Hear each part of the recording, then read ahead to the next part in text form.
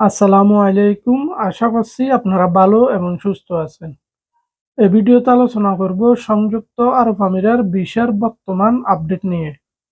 এক ভাই আমাকে কমেন্ট করেছেন সংযুক্ত আরব আমিরাতে RTR food delivery writer visa চালু আছে কিনা।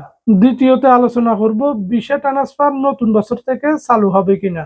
তো চলেন মূল আলোচনা চলে যায়। আর আপনি যদি নতুন দর্শক হয়ে থাকেন চ্যানেল সাবস্ক্রাইব করে পাশে থাকুন সবসময় ভিসা সংক্রান্ত তথ্য পাওয়ার জন্য। প্রথমে ক্লিয়ার করে দিই ভিসা ট্রান্সফার চালু হবে কিনা। দেখেন, বর্তমানে সংযুক্ত আরব আমিরাতে বাংলাদেশিদের ভিসা ট্রান্সফার ইস্যুটা বড় সমস্যা হয়ে দাঁড়াইছে। অনেকে জ্বালা যন্ত্রণা বরদাস্ত করে চাকরি করা লাগতেছে, ভিসা ট্রান্সফার করতে পারতেছে না। আবার অনেকে কম স্যালারি দিয়ে চাকরি করতেছে, ভিসা ট্রান্সফার করতে পারতেছে না।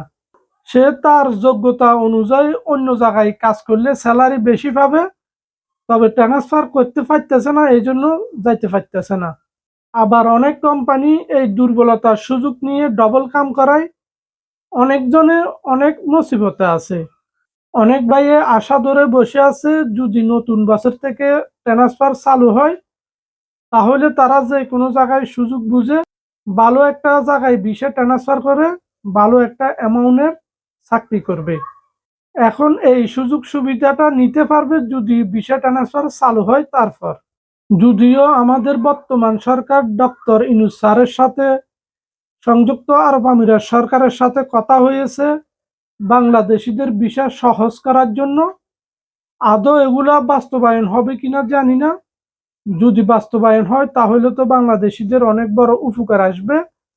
যদি 2025 সালে ভিসা ট্রান্সফার চালু না হয়, বাংলাদেশ সরকার এবং সংযুক্ত আরব আমিরাত সরকার উভয় যৌথ বৈঠকে সংযুক্ত আরব আমিরাত বাংলাদেশিদের ভিসা ট্রান্সফার চালু করে দেওয়া।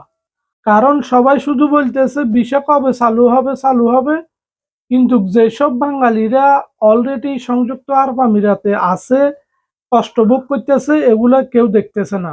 ভিডিওটা বেশি বেশি শেয়ার করবেন যেন স্বরাষ্ট্র মন্ত্রণালয়ের কর্মকর্তাদের কাছে পর্যন্ত পৌঁছে যায়। এবার আসি আরটিআর ফুড ডেলিভারি কোম্পানির ভিসা চালু নিয়ে। দেখেন, আমি আপনাদেরকে প্রথমে বলেছি নর্মাল ক্যাটাগরির কোনো ভিসা চালু নাই। কোম্পানির এসব ভিসাগুলো নর্মাল ক্যাটাগরির আন্ডারে পড়ে। তবে যদি আপনার কাছে ডিগ্রি পাস বা অনার্স পাস সার্টিফিকেট থাকে তাহলে আপনি আসতে পারবেন, কারণ হাই লেভেলের ভিসাগুলো আমি আগে বলেছি চালু আছে। তবে আপনার চয়েস ঠিক আছে, এই কাজটাতে এখন ভালো একটা ইনকাম করা যায়, ভালো স্যালারি পাওয়া যায়। যদি আরটিআর ফুড ডেলিভারি রাইটার কোম্পানিতে আপনার কেউ কাজ করে থাকে তাহলে তার মাধ্যমে আপনি কথা বলেন, ম্যানেজ করে আসতে পারবেন।